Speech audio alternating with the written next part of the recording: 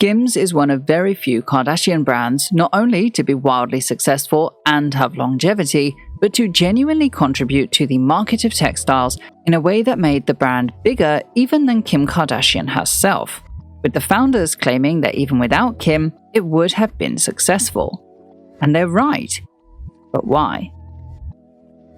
SKIMS was founded as Kimono in 2018 by Kim Kardashian and husband and wife duo Emma and Jens Grede. Obviously the name has changed, but before we get onto the name, it's very important to talk about the co-owners Emma and Jens. Of the two, we know a little bit more about Emma Grede just because she was on Shark Tank and simply there was more interest around her doing interviews. From this, we know that she owned slightly less than 8% of SKIMS, but we don't, however, know anything about her husband's stake, at least that I could find. But from the fact that they own 23% of Good American, Khloe Kardashian's brand, 22% of Safely, Kendall Jenner's brand, and the way that it is phrased here in the New York Times, quote, Kim with her business partner Jens Grede will control a majority stake, I think it's safe to assume that together as a couple they own a decent, though still minor percentage of SKIMS, as does Kris Jenner, who usually has a 10% stake in her children's businesses, but according to Forbes, only has a 1% stake in SKIMS. And the reason it is framed as they have a majority stake is because from the very beginning, SKIMS was venture capital funded. Venture capital, of course, being the alternative to both self-funding and private equity, with venture capital being that the startup finding other companies, in SKIMS' case Imaginary Ventures, to fund the launch of the brand in trade for a percentage of the company. This money helps the company grow, establish, or scale quickly, but comes with a significant amount of pressure as these stockholders often put the money in for a fast return on investment, so can be risky for a small company if they fail to meet projections. Hence why the negotiations on Shark Tank that are similar to this are so tense. Though, saying that, SKIMS had Kim Kardashian's fame to leverage, so even if it didn't pan out as a long-lasting business, the lender Natalie Massenet, who owns Imaginary Ventures, is likely to at least make her money back. Furthermore, it's extremely likely that this brand was not Kim's idea, as she alludes to in many interviews, and instead it was Emma and Jens' idea, for which they came to Kim to pitch the idea for her to consult and be the face-off. To be fair, I cannot 100% confirm this, neither side have explicitly said it, but there are many reasons why this is very likely the case. Firstly, we know celebrity brands extremely rarely work in the other direction, including Good American, for which we know the Gredes went to Khloe to set up. Secondly, because Jens all but says it in this interview with the Business of Fashion that they went to Kim. Third, because Kim, as we discussed in my KKW video over on my beauty channel Underskin, had already proved herself to be wildly influential in a very similar deal with Seed Beauty before. And fourth, because the Gredes have a historied path of both starting businesses and going to celebrities to start businesses. To be fair, I'm not saying Kim definitively didn't have the idea for the brand, it's just unlikely, with the more realistic explanation being that it is a marketing story to connect Kim to the brand in the same way that most founders use their emotional stories to connect to their brands. And I understand why they thought this was necessary. At this time, in 2018, the whole shapewear market was extremely quiet. Spanx had been wildly popular in the 2000s and early 2010s after they had burst on the scene, interestingly with a similar origin story to the one Kim is using now. But before this, shapewear tights certainly existed and were really an evolution of girdles, which themselves were an evolution of corsetry. We have long needed shapewear, but Spanx's success was really profiting off of the 90s/2000s hyper-focus on being skinny. And even in this video that I just showed you, the saleswoman pretty much only describes the product as a way to make you, quote, drop to dress sizes. So, the demand was there, and the product really took the market by storm, becoming quite inescapable. Even those totally not into fashion had use for it, and their sales were incredible because of it, soon expanding into other areas like swim and jeans. However, as time evolved, the branding did not. Nothing much with the branding or the product changed at all, in fact, and it became more of a staple product than one that captured the imagination of consumers. This, of course, is not a bad thing. There are several products that go into this category, think Hanes t-shirts or Doc Martens, but it did leave a gap in the market for a shapewear product that was desirable fashionably instead of practically, which ultimately is what either Emma, Kim, or maybe Jens noticed could be their differentiator. As I mentioned earlier, the company was set up as Kimono Intimates Incorporated in early 2018, with their trademarks filed in April. However, as a result of Kim Kardashian being a celebrity and everything she does being scrutinized, the press were quick to report on the name, and it caused a minor scandal and major confusion over the goals of the brand, with most assuming that the company was planned to be a Japanese kimono-inspired lingerie line, causing them to set up a second company and trademark Kikimono in the October, presumably to curb the comparisons to the Japanese traditional clothing item, the kimono. However, as you're likely aware, the company didn't go with this name commercially and instead continued to use the kimono name. Meanwhile, the visual language was ghost conceived by Kanye West, a fact we learned a little later, though in hindsight should have been very obvious. It had the same neutral tones that suggest a racial diversity, the casting was very diverse, showing inclusivity, and they blended the tones in a way that looked like a gritty nudity, so it's got Kanye West's handwriting undoubtedly and could easily be integrated into his Yeezy work. However, publicly, the focus on the brand was very much not on the aesthetic branding at all, but it was much more on the name.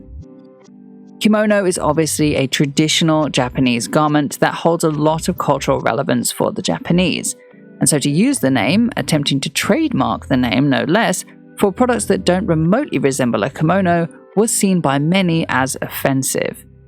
There was quite an uproar about this, in fact, to the point that it completely overshadowed the launch of the products and the company, and it was clear that some damage control was necessary.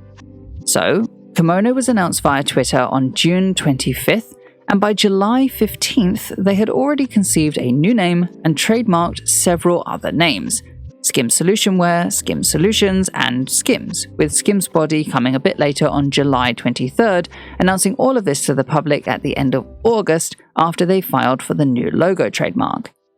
However, what's important to note here is that the trademark for SKIMS and kimono are actually registered under different companies, with Kikimono, their second company, now registered under SKIMS Body Inc., holding the trademarks for SKIMS, and Kimono being under Kimono Intimates Incorporated, holding the trademarks for everything from Kimono Solution Wear to Kimono World.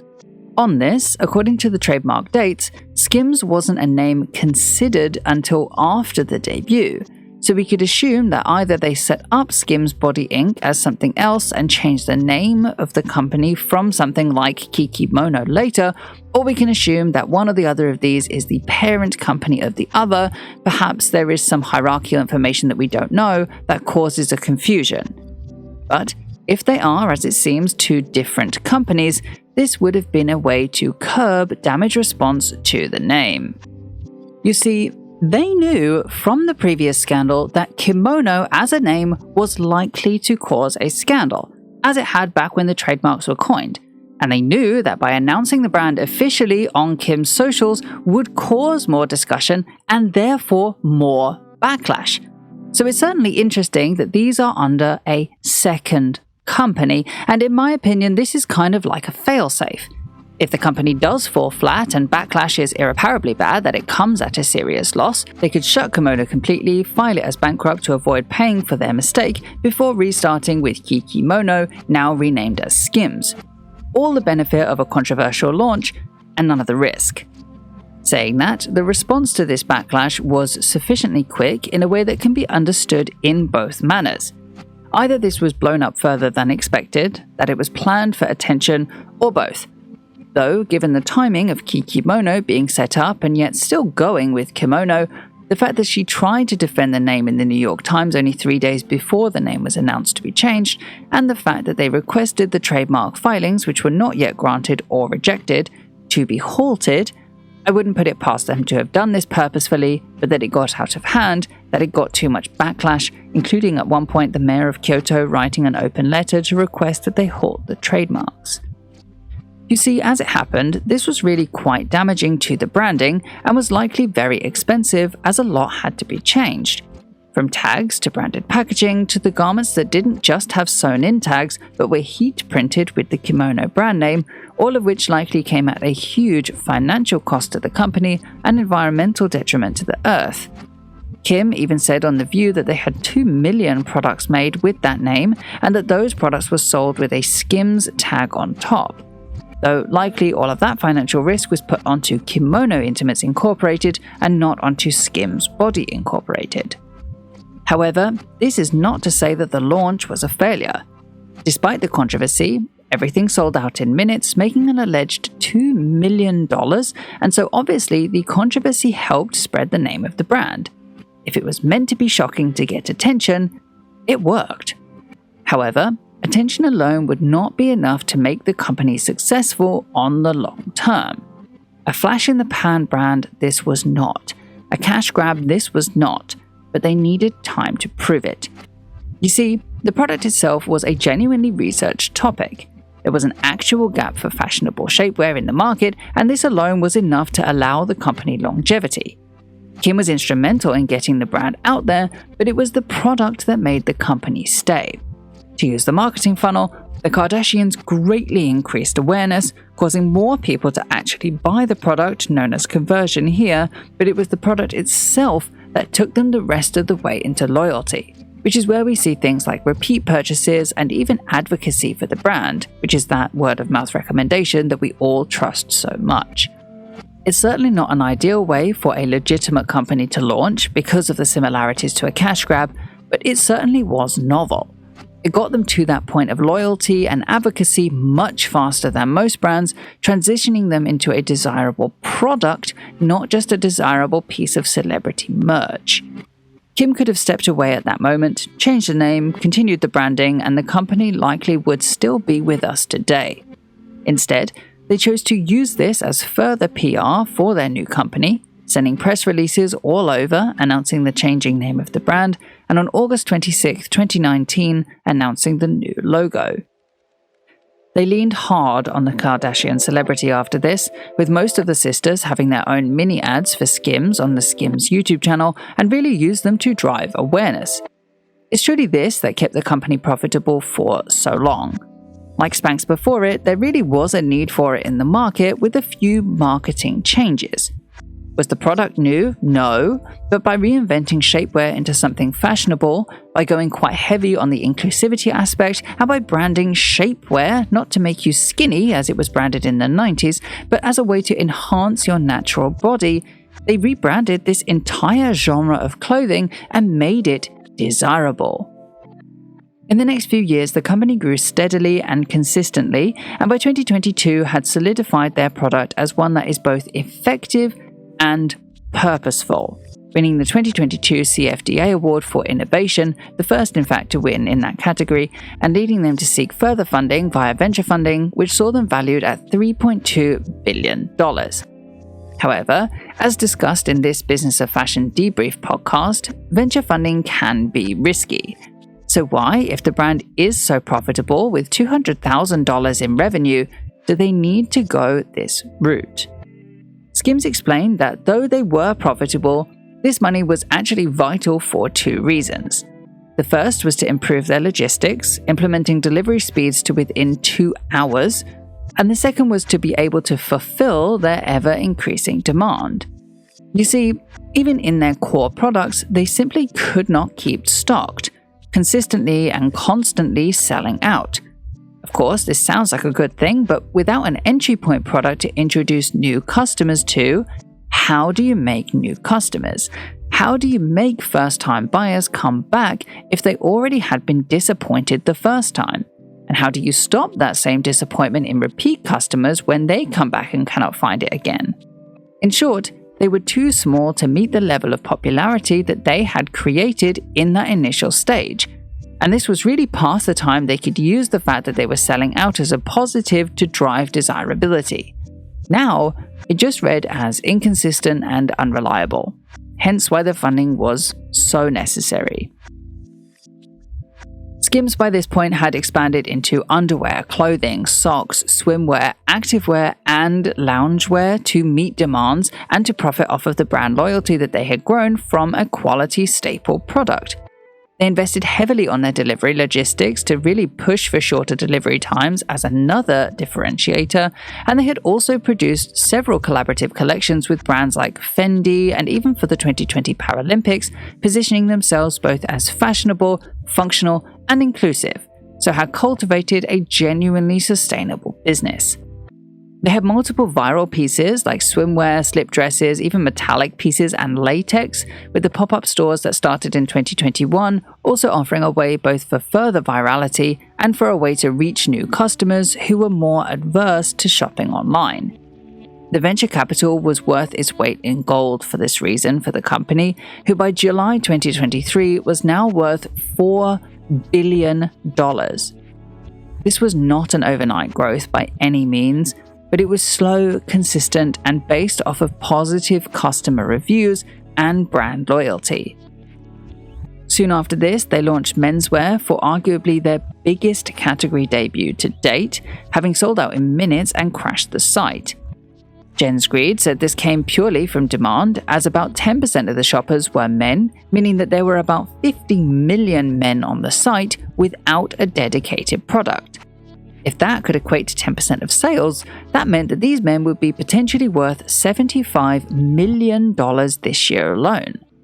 Furthermore, this article by the Washington Post is not incorrect to say that we have yet to see a company come in and make the men's underwear market cool again. They reference Hanes and Fruit the Loom as market leaders, though personally I think Calvin Klein should also be considered a competitor here, but their argument stands that there really is a gap for trendy basics brands for men, and if they can crack that market, it stands to be another staple product for the brand. Of course, we're a little close to the release date at the moment, but if the virality of the launch is anything to go by, there is potential to be had here. And yet, that's not the only market SKIMS stands to tackle. There is, and has for a long time, been a market for men's shapewear also, but with one key difference to women's, that for men, the shapewear industry is mostly about sports enhancement, who tend to use the term compression wear when describing literally the same product made for men, with one of the biggest sellers of men's shapewear being Nike. So, to tackle this sector head-on, SKIMS just signed to be the official partner of the NBA, with contracts also with USA Basketball and the WNBA, which should help them both with validation of product quality and to help the brand transition into more of a gender-neutral brand to avoid any misogynistic judgment that the brand is for women. Effectively, they're positioning men's shapewear exactly where it is already sold, to customers who already use a version of the product, identifying the market and delivering to them an alternative that has a different aesthetic and therefore has a different form. Nike's is designed with the traditional sporty look, and SKIMS is more neutral. Nike and other brands also really don't advertise their compression wear, expecting those that need it to already be brand loyal, so there's not really an emphasis on compression wear for men from these companies. Despite there being a market for it, it's not necessarily a fashionable or a desirable garment outside of its functionality, and this is where SKIMS has found the gap in that market. Once again, like Spanx before it, SKIMS have a similar product, but a different aesthetic entirely, and thereby are creating their own point of difference, their own gap in the market from which they can see growth. It's no wonder that from here, the company plans to go public in the future. The company is venture capital funded after all, so that was expected, no doubt exploding the $4 billion valuation to an even higher number and making the three founders unrealistically wealthy when it happens. In companies that I use as examples like this, marketing is not rocket science. You have a product that fills a gap, or you create a gap for you to fill, and then you market it well to create awareness. At the end of the day, Kim has very little to do with the product that gave the company longevity, but she was instrumental in promotion to keep the brand relevant and for it to get that big splashy launch, so we heard about the company in the first place. Without Kim, the company would have been successful. Jen says it himself in the Business of Fashion interview. but perhaps it just would not have been this successful. She added so much value in her celebrity status and name that takes years for a non-celebrity brand to achieve. Spanx existed then and still exists today. Their products were and are the same as SKIMS, but SKIMS made it cool to wear and thus created their own gap in brandable modern shapewear for the younger generations. They have done exactly the same thing now with men's compression wear, and then to feed into brand loyalty, they have SKIMS swim, lounge, socks, and clothing, all of which capitalize on the brand name to help expand the venture. Again, not necessarily a new product, but was very on brand and worked for their loyal customers deeper down the marketing funnel who were looking for more lifestyle within a brand that they had grown loyalty with. All of which were made possible from the celebrity endorsement and the use of a few novelty products like the recent nipple bra and a few well thought out collaborations like the recent SKIMS Swarovski collaboration that kept the brand from becoming stagnant. There's a thing in marketing called the price-value equation, which looks like this, and Kim certainly added value to the marketing to an already solid quality product. If you were to take this equation and make it look like a seesaw, you can very clearly see that the customer is getting more quality, more value for the price. And so, it's a symbiotic relationship between the product and between Kim as the marketing head that made a very solid company, and I do hope they continue to succeed in the future when they do go public. Because above everything else, the Gredes really deserve to have their incredible success recognized here. To quote Jens, "If fame alone built brands, the world would be full of skips." Thank you so much for watching this video. For more videos like this one, please like and subscribe to the channel. For videos like this one but about beauty brands, my beauty channel is linked here as well, and an extra thank you to my patrons who support me over on Patreon, some of whose names are on the screen now.